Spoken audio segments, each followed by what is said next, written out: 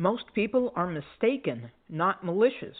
You've reached Talking with Dr. Terry, 180 Seconds to a Better You, message number 252, and I'm Dr. Terry Wurzbacher. I bet you're scratching your head right now, but it's true. Most people are mistaken, not malicious.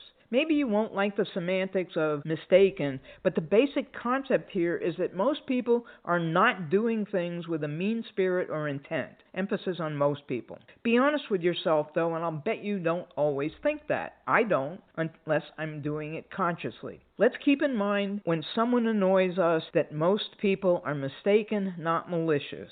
Almost no one wakes up thinking, today I'm going to be unfair, selfish, unreasonable. Who wakes up with the intent to cut you off in traffic? They don't even know you. Who starts the morning with, I'm going to do whatever it takes to beat out Terry at work? Even if that's how it appears to turn out, what they're really saying to themselves is something like, I'm going to do whatever I can to show the boss how good I am today. They may not even be thinking about what it will do to a coworker. How many times do you hear the phrase, he or she is clueless?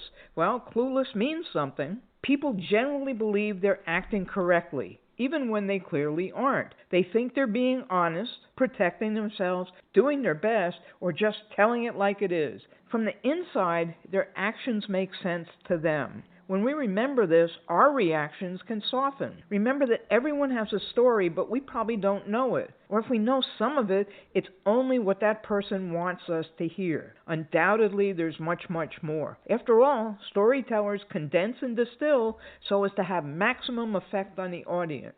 People telling their own stories are no different.